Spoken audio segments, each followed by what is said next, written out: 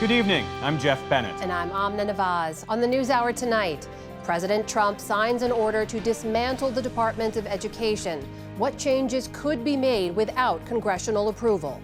At town halls across the country, Republican lawmakers are facing backlash over Trump administration policies. We take you inside one in the state of Nebraska. And what's behind the skyrocketing cost of eggs beyond the spread of bird flu? It really depends on the contracts the buyers and sellers have, and also the strategy of the retailer and how they want to position eggs as potentially a tool to get people coming into the store.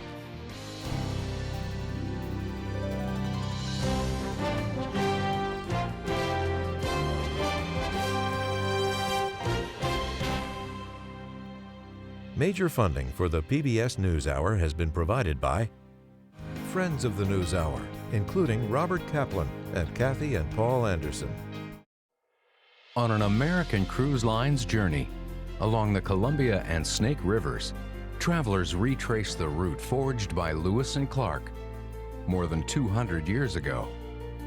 American Cruise Line's fleet of modern riverboats travel through American landscapes to historic landmarks, where you can experience local customs and cuisine.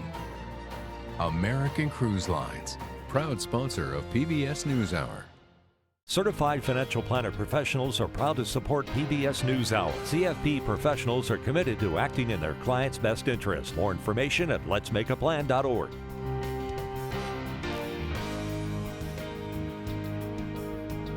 Carnegie Corporation of New York, working to reduce political polarization through philanthropic support for education, democracy, and peace.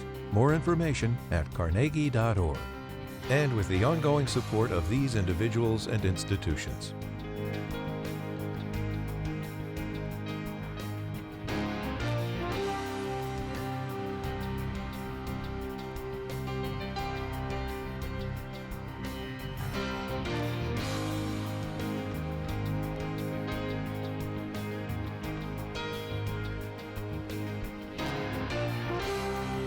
This program was made possible by the Corporation for Public Broadcasting and by contributions to your PBS station from viewers like you. Thank you. Welcome to the NewsHour. President Donald Trump made good on a pledge today to try to eliminate the Federal Department of Education, which was created more than 4 decades ago. That department has been a target of critics for nearly as long as it's existed, but President Trump and other Republicans want to go all the way this time, calling the department wasteful and arguing it fails too many students. Many educators today argued it's critical and provides key services that states and localities cannot. President Trump today signed an executive order aimed at shutting down the Department of Education. After 45 years, the United States spends more money on education by far than any other country, and spends likewise by far more money per pupil than any country, and it's not even close. But yet we rank near the bottom of the list in terms of success. But the order might be more of a first step than a final blow.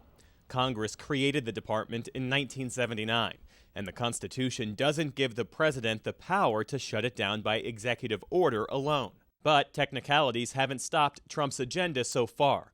His goal, he says, return education to the states and have other agencies absorb the department's responsibilities. We're going to take care of our teachers, and I believe the states will take actually better care of them than they are taken care of right now.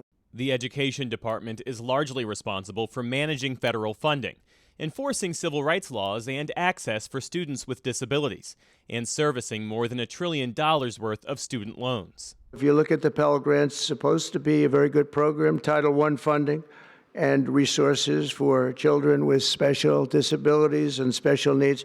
They're going to be preserved in full and redistributed to various other agencies and departments that will take very good care of them. Even if some of that work shifts to other departments and agencies, critics say losing the umbrella of the Education Department could mean the work loses its larger mission, ensuring equal access for American students.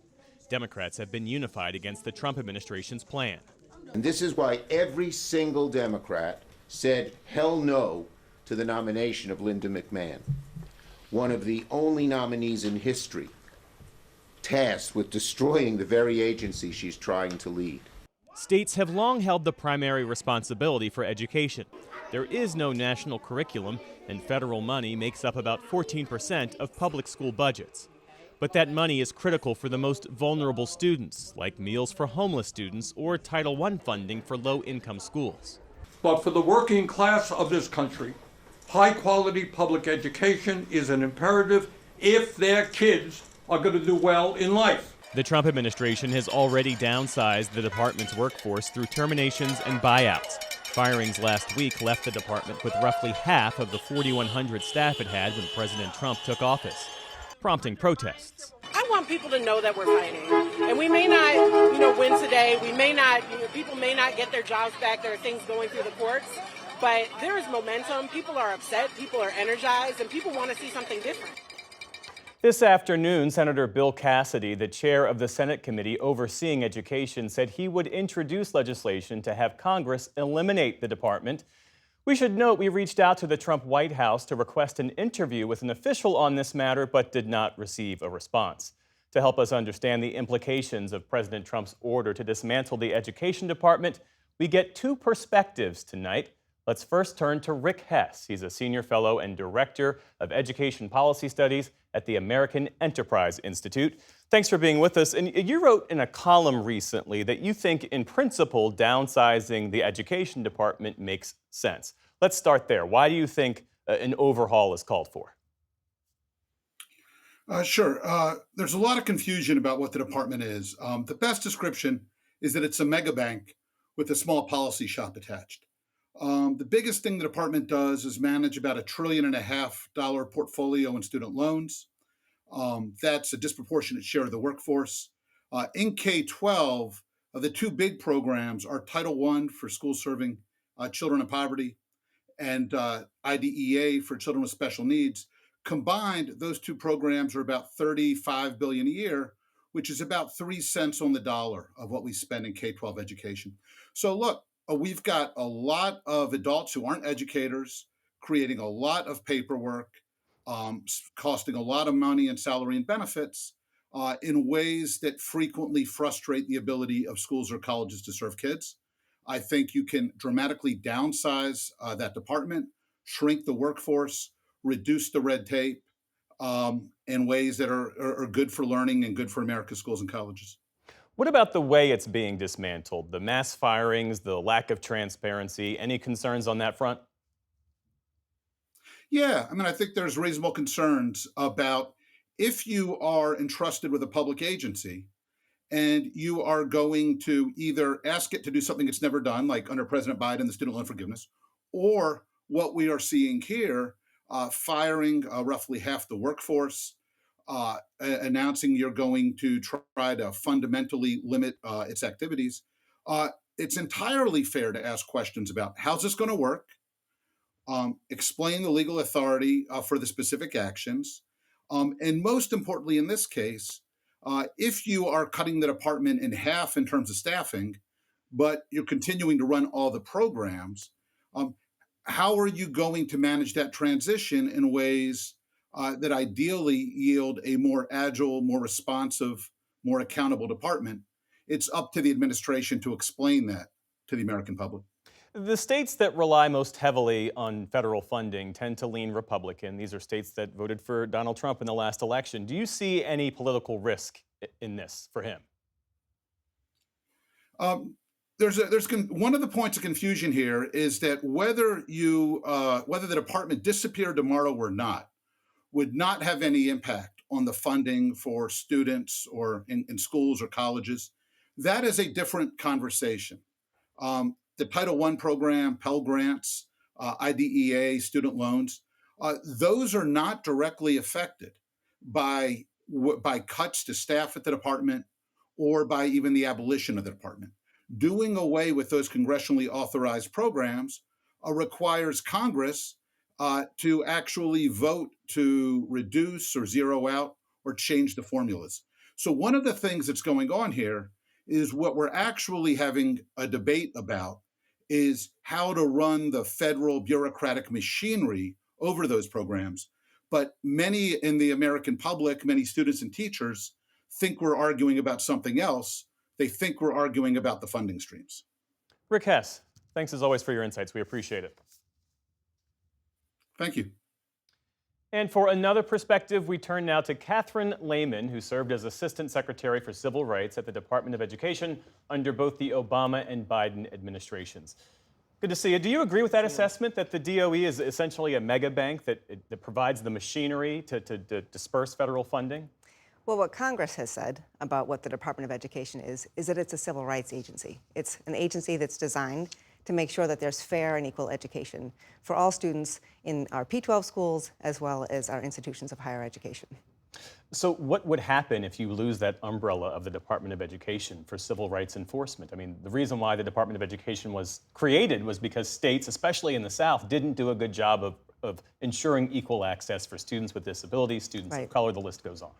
Right, well, we don't have to wonder what will happen. We have a historical analog, right? In the state of Virginia, just to take one example, a school district in the late 1950s, early 1960s, decided that after courts had ordered that district integrate to allow all school students equal opportunity, it would shut down every public school. It would offer no public education to anyone. And then what it did was to turn around and fund private schools for white students only. So black students in that district had no education opportunity. Unless and until there is a federal backstop against that kind of harm, we will see students discriminated against, we will see students with unequal education. My mother went to racially segregated schools in Richmond, Virginia, when she was growing up.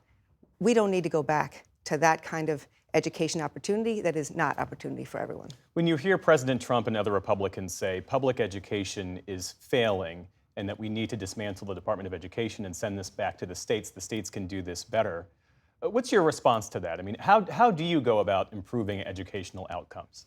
Well, I want to first say it is demonstrably untrue that the Trump administration is trying to return education to the states. There is no administration in the history of the United States that has tried to dictate more what is taught in a K-12 school or what is taught in a college or university. So it is just not the case that this administration is trying to return education to the states. It's trying to dictate what our kids learn, and it's trying to dictate how in a micromanagement that we have no historical precedent for and that is unlawful in this country.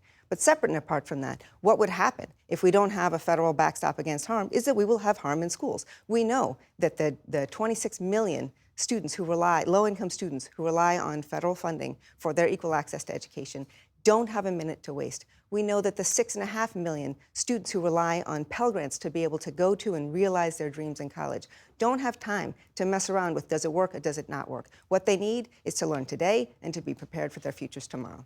In the minute we have left, this idea that current tasks performed by the Department of Education can sort of be dispersed to other agencies, practically, can that work?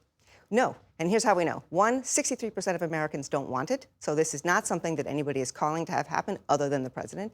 And two, the reason that Congress in 1979 created the U.S. Department of Education was that it found, this is the congressional record, it found that diffuse educational opportunity leads to harm, leads to incorrect, inconsistent information being released to the states. It doesn't work. We know it doesn't work. We should not be pretending otherwise. Catherine Lehman, thank you. Thanks for coming in. We appreciate it. Thanks so much.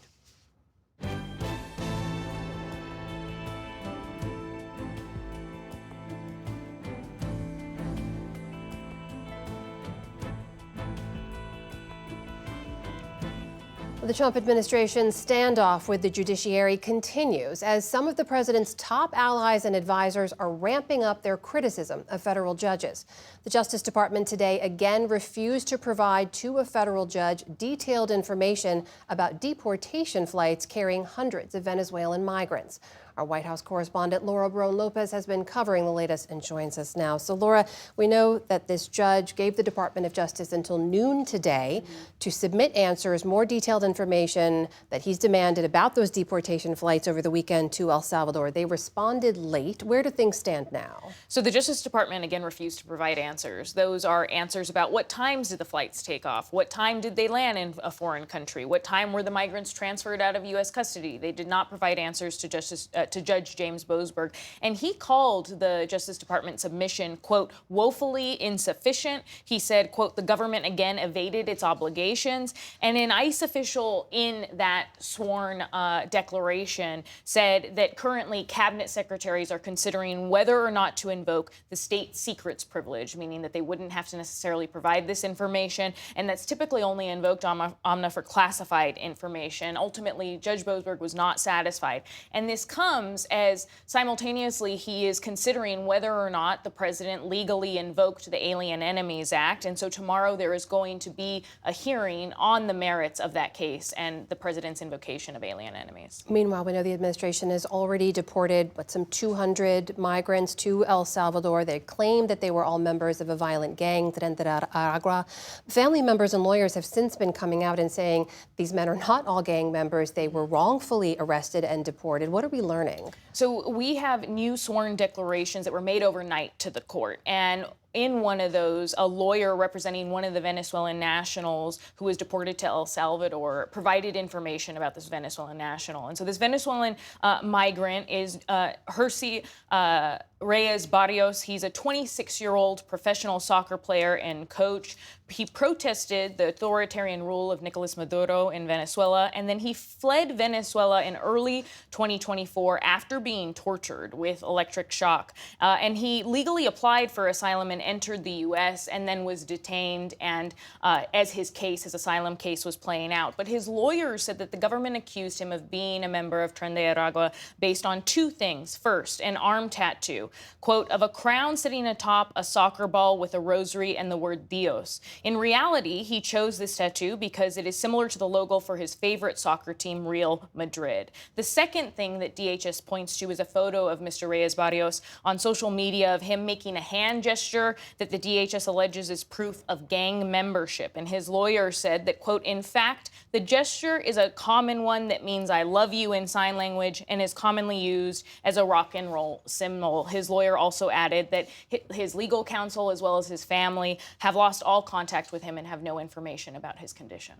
Meanwhile, there's another case that I know that you're following. There's a Georgetown University academic who was taken into custody by DHS agents outside his home in Arlington, Virginia, told that his student visa had been revoked. What should we know about him? So Badur Khan Suri is a native of India, and he was here on a student visa, a postdoctoral fellow at Georgetown University. He was teaching at Georgetown Monday night and then was returning to his home when masked Homeland Security agents approached him and started to arrest him. They wouldn't disclose who they were. They wouldn't say anything about why they were arresting him. And this was done under the same rare immigration provision that was invoked to arrest Mahmoud Khalil, the Columbia University graduate student and pro-Palestinian activist. And that provision, again, Amna, it allows the Secretary of State to revoke legal status of non-citizens if they believe that their presence in the country is a foreign policy threat. Now, the DHS is alleging that Suri was,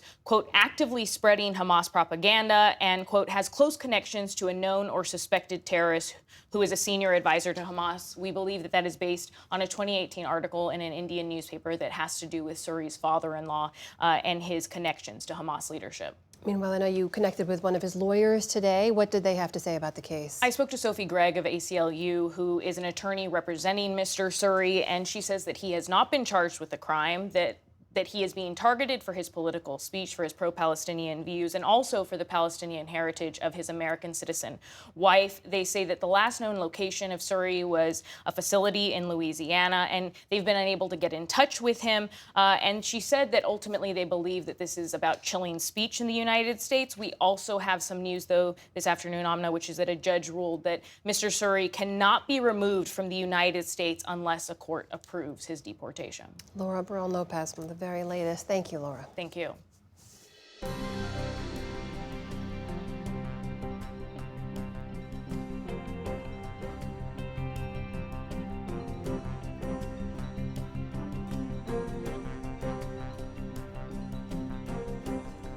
The day's other headlines start in the Middle East and the ratcheting up of hostilities between Israel and Hamas.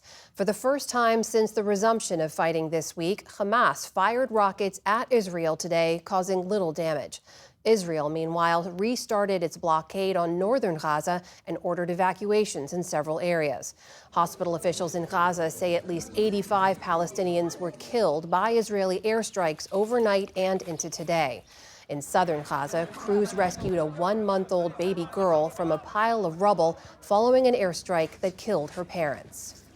When we asked people, they said she's a month old and she's been under the rubble. Since dawn, she's been screaming and falling silent from time to time, until we were able to get her out a short while ago. Thank God she is safe.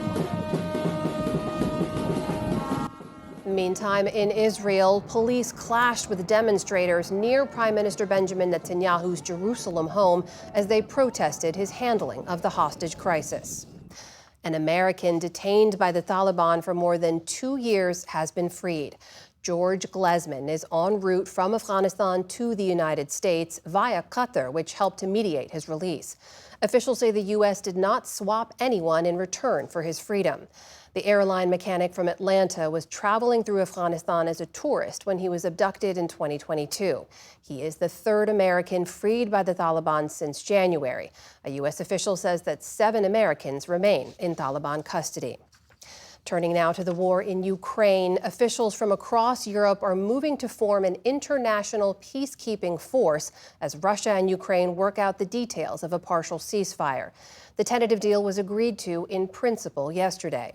While in Brussels today, EU leaders heard a pitch from Ukrainian President Volodymyr Zelensky via video call, seeking approval for a $5.4 billion weapons package. He also said talks with President Trump to broker a broader peace deal have been productive. Ongoing diplomatic efforts do not mean Russia should face less pressure. That's why we must keep pushing Russia toward peace together with you, of course, with the United States and with our partners. We can do this. Negotiators from Moscow are set to meet with a U.S. team on Monday in Saudi Arabia. Meanwhile, on the ground in Russia, officials say a Soviet-era bomber base seen here on security footage was struck by Ukrainian drones. It triggered a massive explosion that damaged a hospital as well as nearby schools and homes. The airfield hosts Russia's White Swan bombers, which are nuclear capable. In Turkey, thousands of protesters gathered for a second day following the arrest of Istanbul's popular mayor. Some students clashed with police amid growing anger over the detention of Ekrem İmamoğlu. He was arrested early Wednesday as part of a broader investigation into alleged corruption and terror links. By nightfall, thousands had gathered outside City Hall to protest what they see as an attempt to remove a potential rival to Turkish President Recep Tayyip Erdogan in the next election. Erdogan today dismissed such criticism as, quote, theatrics. The International Olympic Committee elected its first woman and first African president in its 130-year history today. Zimbabwe's sports minister, Kirsty Coventry, won in a landslide in the first round of voting, beating out 6 other candidates. The 41-year-old swimming legend and former Olympian is also the youngest person to hold a powerful position. She's set to serve an 8-year term, during which she'll oversee the 2028 Summer Games in Los Angeles and the selection of a host for the 2036 Olympics.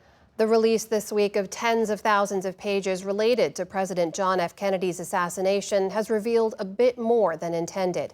The largely unredacted pages include Social Security numbers and other private information for hundreds of congressional staff, intelligence analysts, and others. Many of them are still alive. In one instance, the complete personnel file of a CIA agent was laid bare. The White House says the National Archives and the Social Security Administration are working on an action plan for the people whose information was compromised. Tesla is recalling nearly all of its Cybertrucks in the United States to fix an exterior panel that could fall off while driving. In a filing, Tesla said the recall affects just over 46,000 vehicles. It covers trucks made between November of 2023 and February of this year. And it's the 8th recall involving the SUV since January of 2024. The recall is the latest setback for Tesla. Its stock has lost about half its value since December amid increased competition and backlash over CEO Elon Musk's role in slashing government spending. On Wall Street today, stocks drifted lower amid general concerns about tariffs and the U.S. economy. The Dow Jones Industrial Average slipped 11 points, so basically unchanged. The Nasdaq gave back nearly 60 points on the day, and the S&P 500 also ended modestly lower. And there's still plenty to be happy about in the world, especially if you live in a Nordic nation. That is according to the 2025 World Happiness Report published today by Gallup, which ranked Finland as the happiest country for the 8th year in a row. Fellow Nordic nations Denmark, Iceland, and Sweden, along with the Netherlands, round out the top 5. But here at home, unhappiness is on the rise, with the U.S. falling to 24th, its lowest ever. Rankings were based on how participants across more than 140 countries rate their own lives. Once again, Afghanistan came in last. Still to come on the NewsHour, we speak with the Houthi foreign minister as the U.S. resumes strikes on Yemen. A restaurant owner's view on the lasting impact of the COVID pandemic. And how one artist transforms everyday objects into surreal sculptures. This is the PBS NewsHour from the David M. Rubenstein Studio at WETA in Washington, and in the West from the Walter Cronkite School of Journalism at Arizona State University. While Republicans currently control both chambers of Congress, they've been losing control of many of their events back home. Lisa Desjardins attended one of the only town halls held by a Republican member during this congressional recess, catching up with him and the constituents seeking to give him an earful. The line is long at Columbus High School in eastern Nebraska, and it is also unusual. Is your cousin coming tonight? Republican Congressman Mike Flood is greeting people at his town hall one by one. You can write down questions, you can stand up. There is no organized protest, but in this deep red congressional district, those here have deep-seated concern about President Trump and Elon Musk. So are we going to sit at home on the couch and let these billionaires control the country? Hell no. We are the poor people. We're a red state.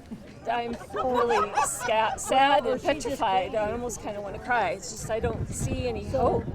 Hi, one by one, we asked and confirmed people are from here. Where are you from? Columbus. Contrary to some Republican claims that outside groups come to disrupt. Who's from the congressional district? All of you are from the congressional district. Has anyone been paid to be here? No. No one. Okay. I'm actually taking work off to be here. You're taking work off to be I'm losing here. money to be here. Same here. All this after raucous, sharply critical town halls around the country in past weeks. GOP leaders in Washington suggested that members stop holding them, making this one even more of a statement. We are the boss, not the president. We are their constituents. You don't have to follow all of us, but we have to have a voice. I know that some of you in this room are angry. I know that some of you in this room...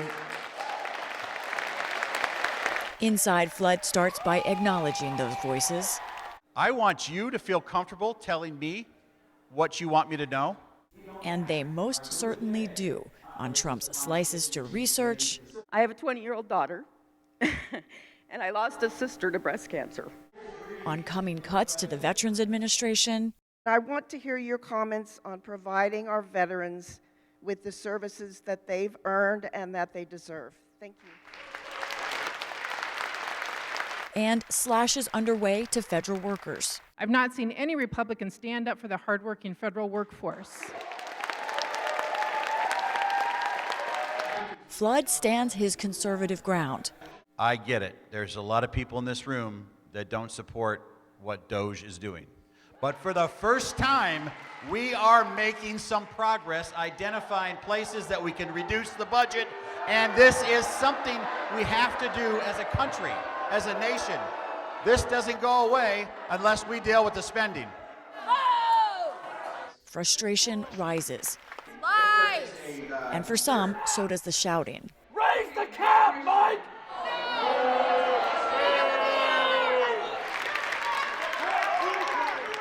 Within the crowd, Our taxes! discomfort at the tone sits side by side with anger and attempts to quell it.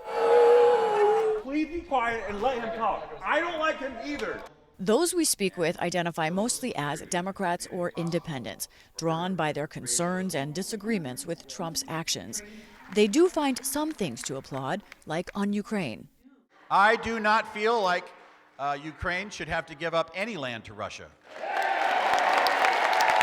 Throughout, a cry for accountability, leading to one of the most heated moments of the night, sparked by 21-year-old University of Nebraska student Jackson Hatcher. Why is Elon Musk a better person to audit our government for waste, fraud, and abuse than the inspectors general that Donald Trump fired? I support Elon Musk and the Department of Government Efficiency. That didn't sound like someone wanting to answer my question. I don't think we can count on congressional Republicans to grow a spine and actually fight Elon Musk or stand up for us because they're too afraid to be primaried by him. And I want to thank all of you for coming. Afterward, wildly mixed reactions. They didn't show this congressman respect, I didn't think, to give him a chance to explain stuff. It was wild. I don't feel he was here and really listening and taking the input to heart. He was responding in platitudes. We spoke with Flood. Why do you think people are so angry? Well, because we have competing 24-hour news programs that But that almost makes it seem like they don't really have those opinions on their own. You know what I mean? I think they're really angry. I don't think they're getting this from anywhere else. Doesn't matter Democrats or Republicans. People don't like change. People don't like change. Neither Flood nor those listening seemed changed by the town hall. He says he's planning his next ones now. For the PBS NewsHour, I'm Lisa Desjardins in Columbus, Nebraska. And tomorrow we'll take a closer look at what Democrats in Congress are hearing from their constituents during this recess week.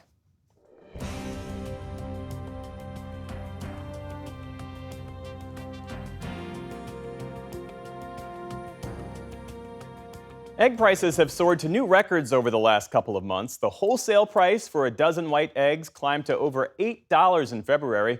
Since then, that price has come down, but prices consumers pay at the grocery store are still high. Our economics correspondent, Paul Solman, takes a look at what's been going on.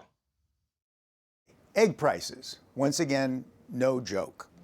The price for a dozen eggs, up 60% in a year. But why? Typically, some 300 million American hens lay some 90 billion American eggs every year. Seems like enough to go around. So why would prices suddenly take wing?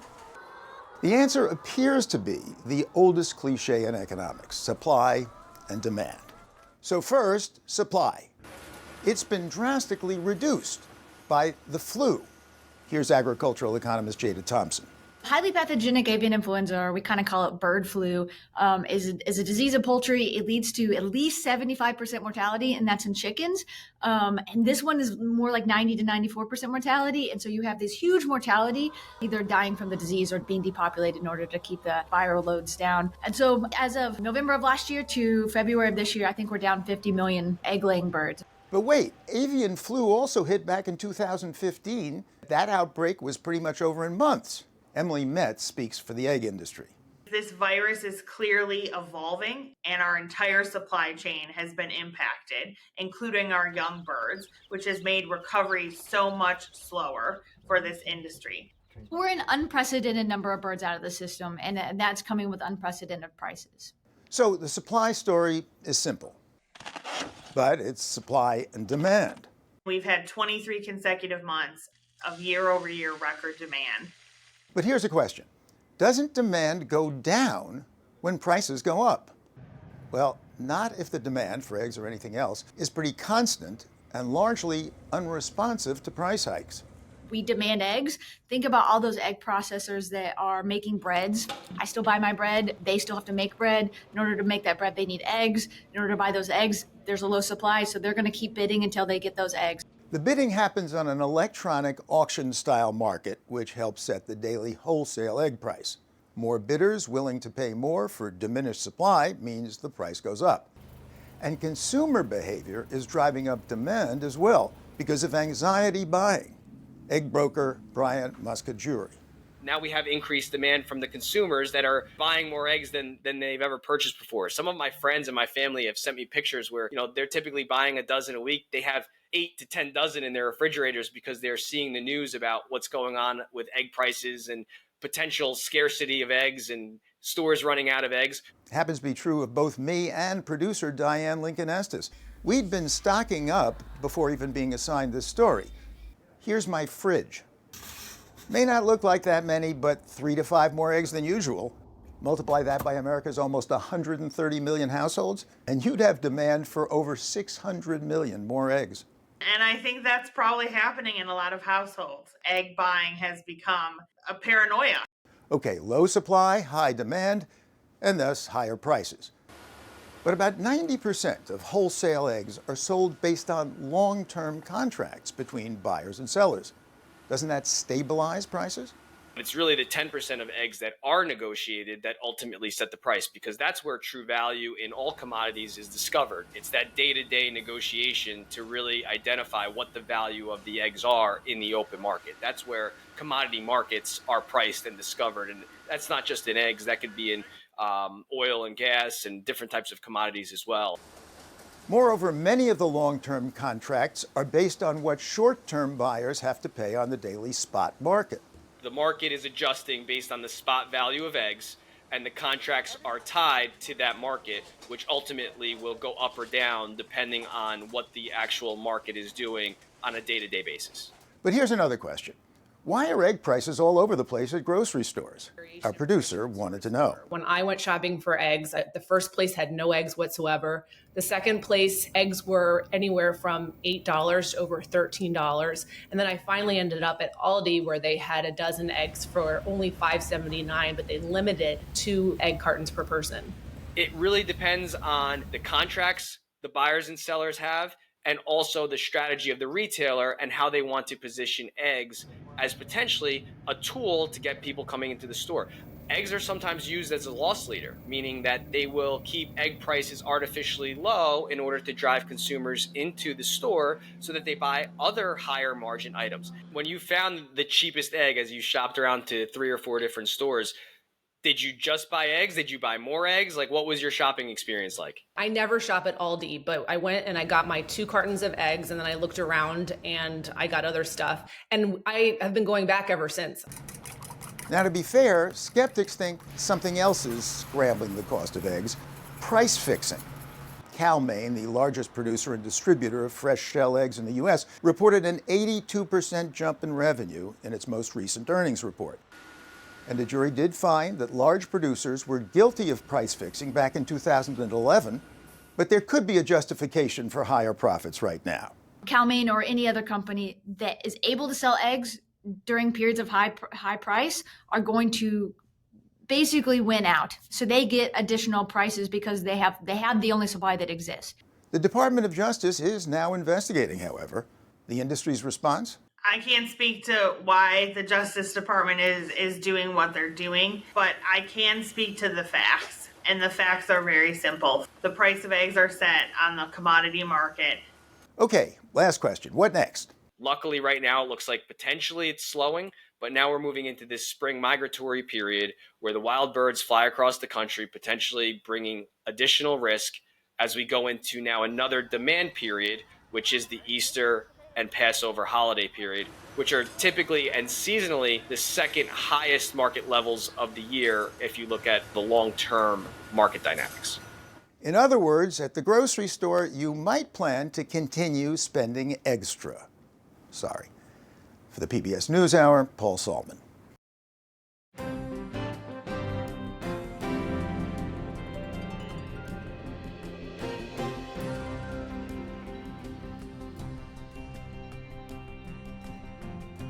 Overnight, Houthi rebels fired another missile at Israel from their base in Yemen.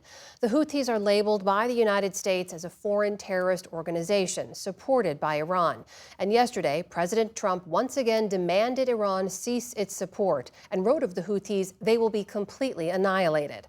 Nick Schifrin speaks to a top Houthi official and reports how the Trump administration hopes its new airstrike campaign will succeed where previous ones have failed.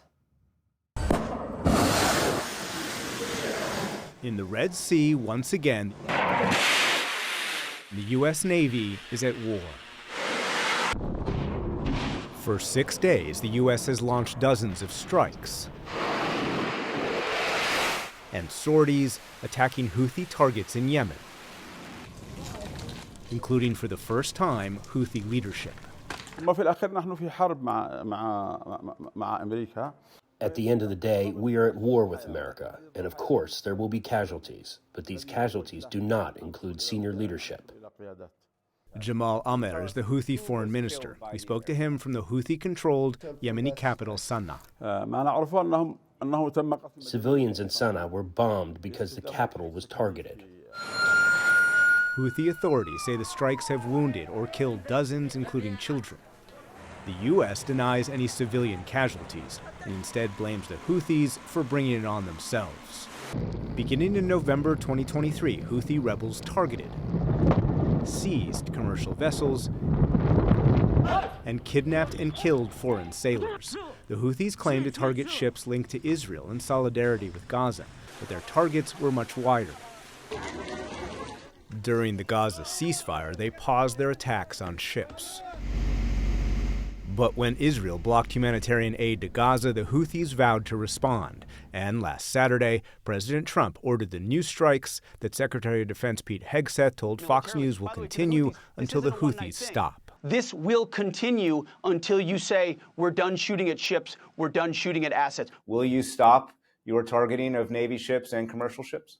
When the siege on Gaza ends, the tension in the Red Sea will end.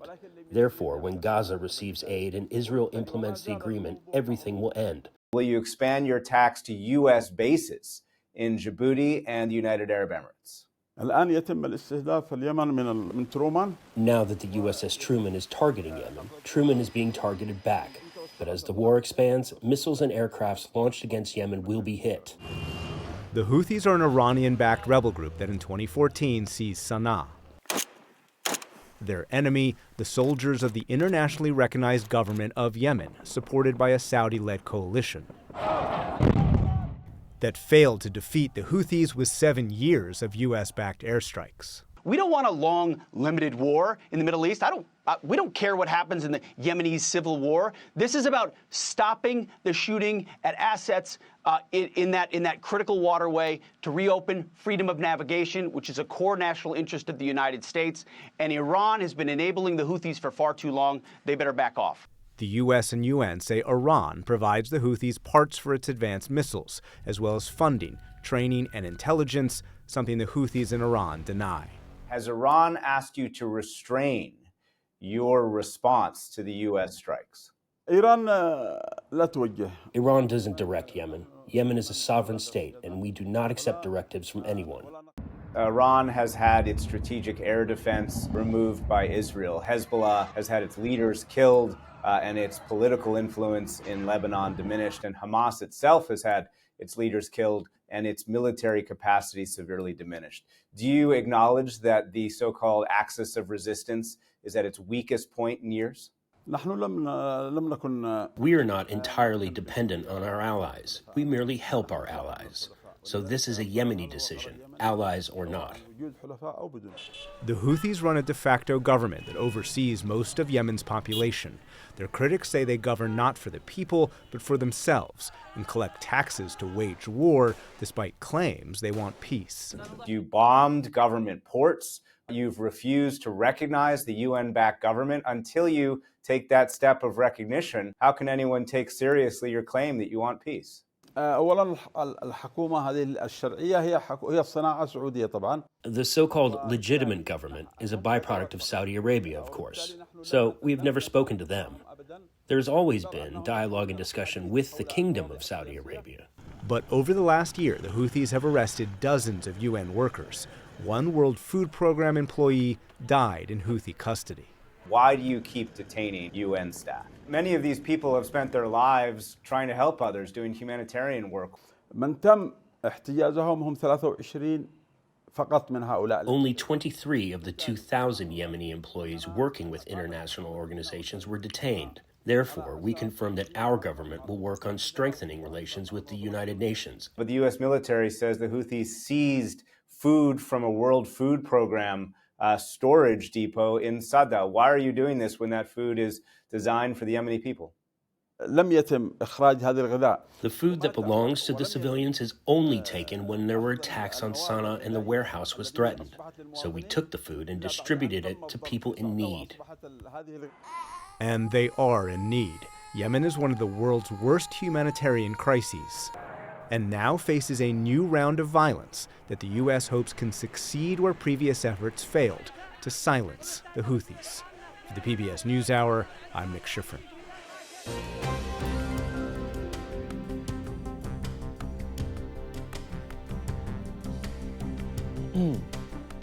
We now continue our look at the COVID pandemic 5 years after it started, hearing from Americans with a range of opinions on that time and the government's response. Tonight, a reflection from someone who spent much of his life working at his family's restaurant, only to have to shut it down when COVID hit. My name is Michael Fratantonio. I was one of the managers of our family-owned Sunset Restaurant in Glen Burnie, Maryland. Our family bought the business back in 1960. I started working there in 1989 and I was there for 32 years. Sunset Restaurant was a family-style restaurant that anyone could bring their folks in, young, old. We had heard all this stuff going on in the news about the COVID stuff. And then the day before St. Patrick's Day, we were told, shut it down. 90% of our employees we had to lay off. And after that, we had to rewrite the wheel on doing carryouts and food. After we opened back up, we were at 50%. We were losing $10,000 a month. So we brought the accountants in, and the accountants sat down with us and said, guys, I'd close it up if I was you. It was like someone just knocked me upside the head, knowing that something that I had always had my heart and soul into, all I known was the Sunset all my life. As a child growing up, everything was that building. It was a lump in my throat. I think things were locked down too much, too fast, too soon, without research. Now that I know what's going on, hindsight, Monday morning quarterback, it shows you that there's a lot of conspiracy going on with the governments. It shows that you can't always trust these guys. January of 20, my father passed. And if he was still alive during all this COVID, it would have killed him. He really would have gotten very, very mad for the government to come in and shut you down for something that we really don't know, we don't understand. And you're stuck holding the bag. I blame the federal government. I blame Fauci. I blame all the bureaucrats at the National Institute of Health. Knowing what I know now, in my opinion, knowing that I'm not a doctor, treat it like the normal flu. These guys are telling us to do this and to do that, stand 6 foot apart, wear a mask. It was all a bunch of hoo-ha. All things happen for a reason. It probably worked out better for my family. The guy that was selling us our insurance for the building came to me and said, hey, what are you going to do afterwards? You want to try selling insurance? I'm like, sure. Sales are sales. I've been in sales for 40 plus years. So I wanted to try that. I'll try that. And I've been doing that since. I'm not making a ton of money, but I'm making money.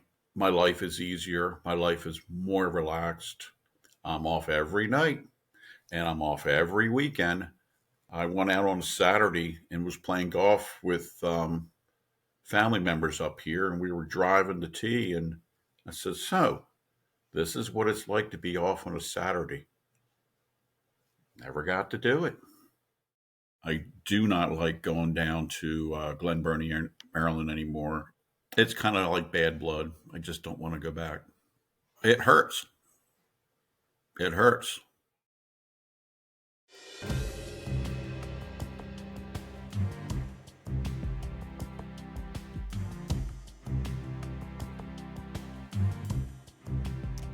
Artist Hugh Hayden takes everyday objects from school desks to basketball hoops to cookware and transforms them into something surreal. Special correspondent Jared Bowen of GBH Boston visits the Rose Art Museum at Brandeis University for a look at how Hayden's work challenges our perceptions of the American dream. It's part of our Arts and Culture series, Canvas. Nestled on a field of white plushness, this home, quaint with dormers and window panes, could read as the fruits of the American dream realized. It's also like a row of bushes, of hedges, and this idea of like a collection of wood or sticks as a bird's nest, a bird's home. That's the take of artist Hugh Hayden, who is a connoisseur of contradictions. He knows his installation titled Hedges will have myriad interpretations. That these branches, thrusting forward in a prickly joust, can also read as a barrier to the American dream, preventing access to this home and the others mirrored in Hayden's infinite neighborhood. It's like a fantasy, the American dream being like a myth or a fantasy sometimes of this thing that's hard to obtain or achieve or difficult to inhabit. But it is possible to also, find your way in it, because also the branches are also being protective. Hayden, who is receiving a major mid-career survey at Brandeis University's Rose Art Museum outside Boston, dwells in dichotomy, in the dual nature of frying pans as melting pots, a finely crafted baby's crib with teeth, and in this latter titled Higher Education, with its teetering shears, it grows more menacing the higher one climbs. Or does it? Some of them are open, some of them closed, but scissors or pruners or hedgers are sharp and, could be a knife per se.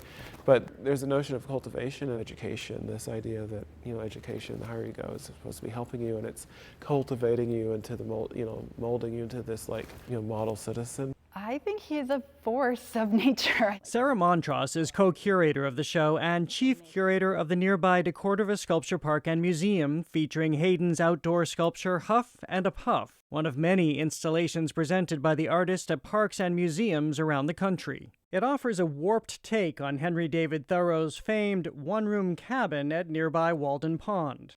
He is a very precise, dedicated maker, often working late into the hours, himself still kind of perfecting his own work, and that to me is the sign of a great artist. Hayden is a trained architect, but left the practice after 10 years to become a full-time artist. Ganeet Ankori, the Rose's director and co-curator of the show, says Hayden's background in design makes him the perfect disruptor of the ordinary. There's enough that's familiar that draws you in. Yes, this is a desk, this is a school desk, this is a chair, this is a coat, this is a house. But then it's also strange, so uncanny, unheimlich, as Freud would say. Hayden keeps his materials familiar too, and works primarily in wood, because virtually everyone has a connection to trees. If I'm able to change what you think a piece of wood or a tree can be, this thing that's been around you subliminally like your whole life, it's a way in of maybe changing your perspective on some of the more social or cultural, more complex issues my work is kind of attempting to explore. Like these football helmets, enmeshed, as he's titled it, in the kiss. Football is hypermasculine, which is this can be homoerotic sport, but the interior of these wooden helmets that are contrasting colors, oak and walnut, are filled with these sort of thorny spikes instead of padding. It could instantly go into concussions and the dangers of high-impact sports. Much of Hayden's work is autobiographical. The artist says as a tall black kid growing up in Texas, he was pressured to play football despite his zero interest. But it also gave rise to his ongoing exploration of what it means to fit in. You're dressed in camouflage. Yes. We see camouflage in the show. In what way is this a recurring theme for you? One of the aspects of the American dream I'm exploring is trying to inhabit a difficult space that's desirable but also risky and challenging. I see camouflage as this sort of metaphor for blending into a natural landscape as vis-a-vis a social landscape. Which may be Hugh Hayden's deepest layer, the irony of blending in while also calling glaring attention to the world. You can see how accomplished and how prolific and how diverse the means through which he's creating sculpture can be. So that to me sets him up to become one of the leading generational voices of our time. For the PBS NewsHour, I'm Jared Bowen in Waltham, Massachusetts. And that is the NewsHour for tonight. I'm Jeff Bennett. And I'm Amna Nawaz. On behalf of the entire NewsHour team, thank you for joining us. Major funding for the PBS NewsHour has been provided by... I absolutely love my job because I love the people I work with. Everyone is trying to connect on a personal level. We look out for one another. We love to see our teammates thrive. You don't have to change how you walk. You don't have to change how you talk. We can bring our authentic selves to work and do our best stuff. That's joy.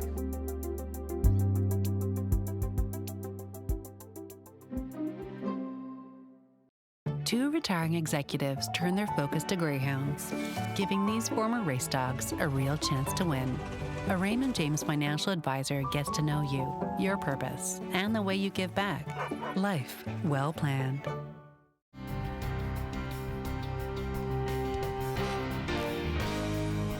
The ongoing support of these individuals and institutions. And friends of the NewsHour, including Leonard and Norma Glorfine, and the Judy and Peter Bloom Kovler Foundation. The Ford Foundation, working with visionaries on the front lines of social change worldwide. And with the ongoing support of these institutions.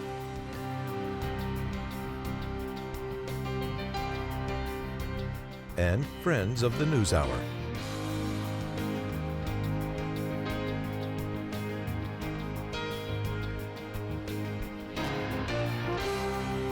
This program was made possible by the Corporation for Public Broadcasting and by contributions to your PBS station from viewers like you. Thank you.